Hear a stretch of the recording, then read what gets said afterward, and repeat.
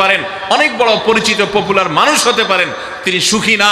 সুখের অন্যতম বড় একটা প্যারামিটার হলো দাম্পত্য জীবনে সুখী হওয়া, স্বাচ্ছন্দ্যশীল হওয়া। আল্লাহ বলেছেন জাআলা বাইনাকুম মাওয়াদ্দাতান ওয়া রাহমা, স্বামী স্ত্রীর মধ্যে আল্লাহ রাব্বুল আলামিন ভালোবাসা এবং সম্প্রীতি সৃষ্টি করে দিয়েছেন। দেখুন, স্বামী স্ত্রীর মধ্যকার যে সম্প্রীতি, বিবাহের মাধ্যমে বৈবাহিক জীবনে যে সম্প্রীতি হয়, যে ভালোবাসা হয়, বিবাহিত মানুষরা জানেন এই ভালোবাসা আল্লাহ তাআলা অন্য কোনো মাধ্যমে দান করেন না, অলৌকিক। শুধুমাত্র বিবাহের বন্ধনটা হওয়ার সঙ্গে সঙ্গেই পরস্পর প্রতি যে আন্তরিকতা হয়, যে ভালোবাসা হয়, এটা পৃথিবীতে বিরল। অবৈধ সম্পর্ক, বিবাহ ছাড়া যে সমস্ত রিলেশন হয়, সেগুলোতে এই ধরনের ভালোবাসা, প্রকৃত সম্প্রীতি, এগুলো কল্পনাও করা যায় না।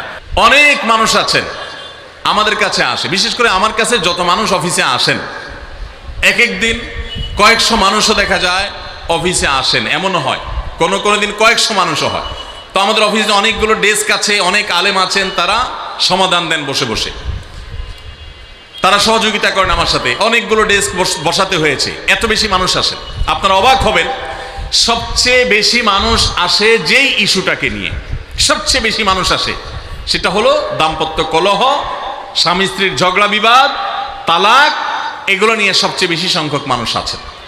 এবং আপনারা আরো অবাক হবেন, গরিব মানুষদের মধ্যে স্বামী স্ত্রীর মধ্যকার দূরত্ব, তাদের মধ্যকার কলহ, দ্বন্দ্ব, ঝগড়া, ফাসাদ, এগুলোর পরিমাণ বা রেশিও যত বেশি, টাকা